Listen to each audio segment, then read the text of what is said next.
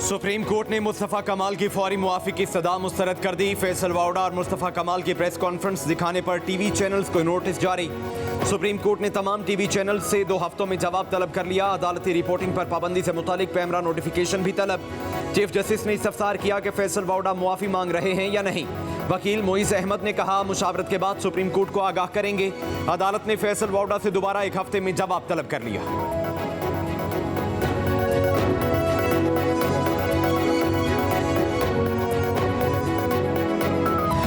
मुस्तफ़ा कमाल समझते हैं तौहीन अदालत नहीं की तो मुआफ़ी कबूल नहीं करेंगे। सुप्रीम कोर्ट में तौहीन अदालत केस की समाअत के दौरान चीफ जस्टिस के रिमार्क्स। कहा दूसरे आईनी इदारे पर तनकीद करना अरकान पार्लियामेंट का हक नहीं। कौम को एक ऐसी पार्लियामेंट और अदलिया चाहिए जिसकी आवाम में इज्जत हो। मुआफ़ी की गुंजाइश इस्लाम में कत्ल पर भी है मगर एतराफ़ जुर्म लाजिम है। चीफ जस्टिस ने फैसल वाउडा से कहा कि आप तो सेनेटर हैं, सेनेट तो ऐवान बाला होता है, सेनेट में ज़्यादा सुलझे हुए लोग होते हैं। चीफ जस्टिस की सरबराही में 3 रुकनी बेंच ने अहम समाअत 28 जून तक मुलतवी कर दी। माफ़ी तो थड़े के ऊपर बैठे हुए आदमी से ही मांगी जा सकती है, कोई मसला नहीं। माफ़ी मांगना कोई गुनाह नहीं है, लेकिन माफ़ी के लिए कोई गलती भी तो करनी ज़रूरी है। अगर मैंने कोई गलती की है तो मैं थड़े में बैठे हुए आदमी के साथ हाथ जोड़ के ही माफ़ी मांग लूँगा, मुझे उसकी कोई प्रॉब्लम नहीं है। प्रॉब्लम ये है कि अगर मैंने कोई काम गलत नहीं किया तो उसका सवाल है ना, तो मैं एक्सप्लेन करूँगा। अदालत में मुआफ़ी मांगना गुनाह नहीं, मैंने कोई गलती की हो तो मुआफ़ी मांगूंगा। सेनेटर फैसल वाउडा की इस्लामाबाद में मीडिया से गुफ्तगू। कहा अदालत और जजेस की इज्जत करता हूँ, हमारा केस अभी सुना नहीं, बारी आएगी तो कुछ बता सकता हूँ। सुप्रीम कोर्ट में अगली तारीख पर पता चलेगा कि क्या होगा। अदलिया के वकार को 140वें नंबर से पहले नंबर पर देखना चाहता हूँ। इंसाफ का निज़ाम ठीक हो गया तो पाकिस्तान तरक्की करेगा।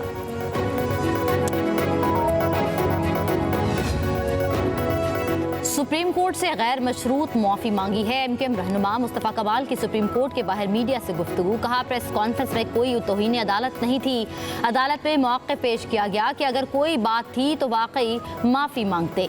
सऊदी निज़ाम में खुशहाली नहीं आएगी। शरई अदालत के फैसले के खिलाफ 16 बेंचेस से स्टे ले लिया है। भुट्टो मौलवी नहीं था, इसके बावजूद आइन में लिखा जल्द सूद का खात्मा करेंगे।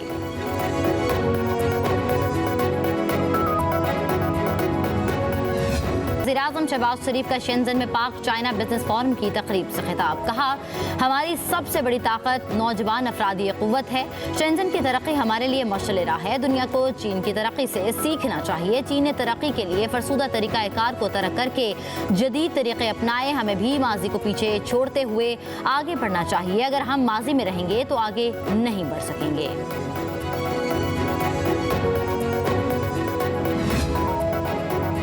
IMF ने पाकिस्तान पर चीनी IPPs के साथ मामला तय करने का दबाव डाल दिया। ज़राए के मुताबिक पाकिस्तान ने चीनी IPPs को 550 अरब रुपए के वाजिबात अदा करने हैं। IMF गारंटी चाहता है कि नए प्रोग्राम से चीनी IPPs को अदायगी नहीं की जाएगी। चीनी IPPs वाजिबात की अदायगी तक मुज़ाकरात पर तैयार नहीं। वज़ीर-ए-आज़म चीनी क़यादत से IPPs के साथ मामला हल करने की दरख्वास्त करेंगे।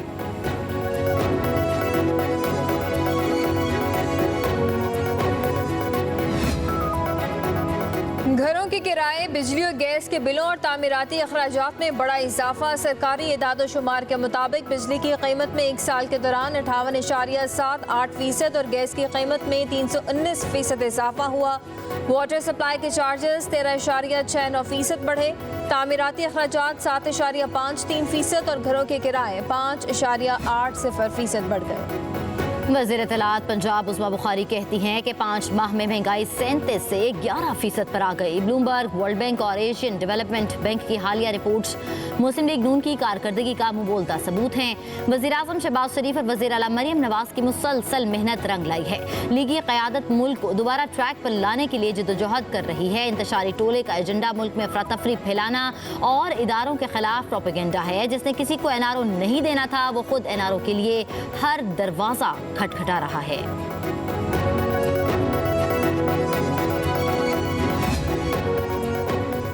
वफाकी हुकूमत बजट पेश नहीं कर पा रही, मुल्क का दिवालिया निकाल दिया। हम हाज़राई नहीं कर रहे, अपना हक मांग रहे हैं। वज़ीर आला खैबर पख्तूनख्वा अली अमीन गंडापुर की पेशावर में मीडिया से गुफ्तगू। कहा सूबा चलाना हमारे लिए कोई मसला नहीं। गवर्नर KP की क्या हैसियत है? हमारी कटौती बहाल ना की तो दमादम मस्त कलंदर के लिए तैयार हो जाएं। हमारे खिलाफ तमाम केस झूठे हैं, हिसाब लेंगे।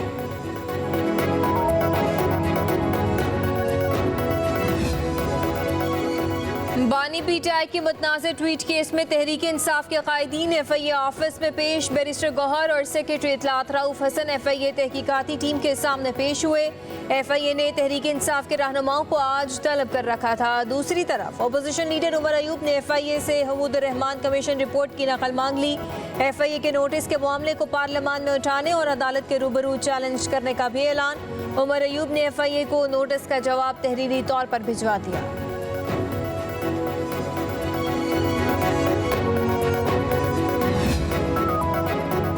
समाजी रहनुमा सारम बन्नी कराची एयरपोर्ट से गिरफ्तार। FIA के anti human and trafficking circle ने सारम बन्नी को गिरफ्तार किया। सारम बन्नी अमेरिका से वापस पहुंचे थे।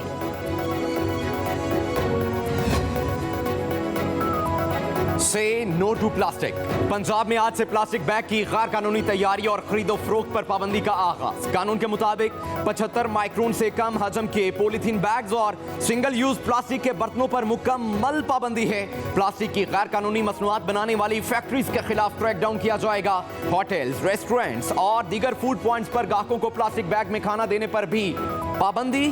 खिलाफ वर्जी करने वाले फैक्ट्री और होटल मालिकान के खिलाफ मुकम्मल क्रैकडाउन होगा। भारी जुर्माने भी किए जाएंगे।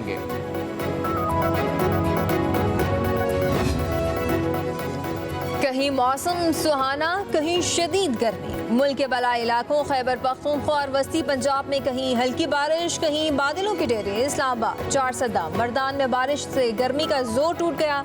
लाहौर में रात गए बूंदाबांदी, सुबह से आसमान पर बादलों के डेरे। दूसरी जानिब जनूबी पंजाब और सिंध के इलाके बदस्तूर शदीद गर्मी की लपेट में। जैकबाबाद और सिब्बी में दर्जा हरारत 47 डिग्री तक जाने का इम्कान। लाड़काना, मोहनजोदाड़ो, घोटकी और रहीम यार खान में 45 सेंटीग्रेड रिकॉर्ड। सखर, दादू, तुरबत 44, नवाबशाह 43, भावलपुर 42 और मुल्तान में पारा 41 डिग्री तक पहुंच गया।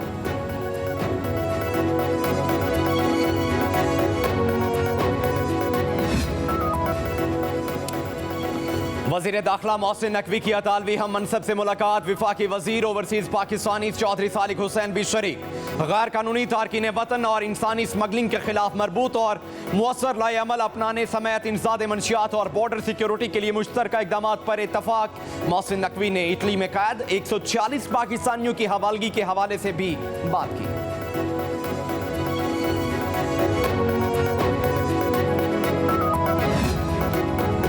पीपल्स पार्टी की पार्लिमानी पार्टी का इजलास आज कराची में होगा। बजट तजवीज़ समेत मुख्तलिफ अमूर ज़ेर गौर आएंगे। चेयरमैन पीपल्स पार्टी बिलावल भुट्टो अरकान से खिताब करेंगे।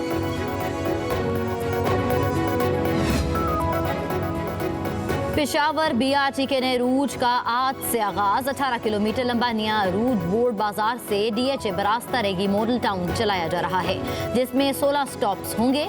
वज़ीर आला खैबर पख्तूनख्वा अली अमीन गंडापुर नए रूट का इफ्तिताह करेंगे।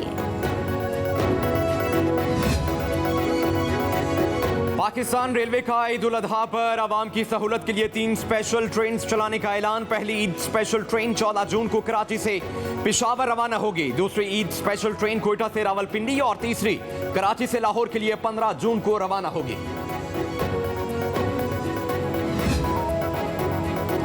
सऊदी हुकूमत का आज़मीन हज की सहूलत के लिए इक़दाम। अयाम हज में अरफात के इलाके में गर्मी की शिद्दत कम करने के लिए मस्जिद निमरा के इर्द गिर्द सड़कों पर सफ़ेद रंग कर दिया गया। सफ़ेद रंग लगाने से सतह की दर्जा हरारत में 20 डिग्री सेंटीग्रेड तक कमी हो जाती है। बुजुर्ग और खवातीन कैदियों के लिए बड़ी खुशखबरी। कैदियों की सजा में कमी और रिहाई के लिए समरी तैयार। समरी मंजूरी के लिए ईद से कबल काबीना के सामने पेश की जाएगी। 2/3 सजा मुकम्मल करने वाले 70 साल से जायद उम्र मर्द और 60 साल से जायद उम्र की खवातीन कैदी मुस्तफीद होंगी। छोटे बच्चों के साथ 5 साल से कैद खवातीन भी मुस्तफीद होंगी।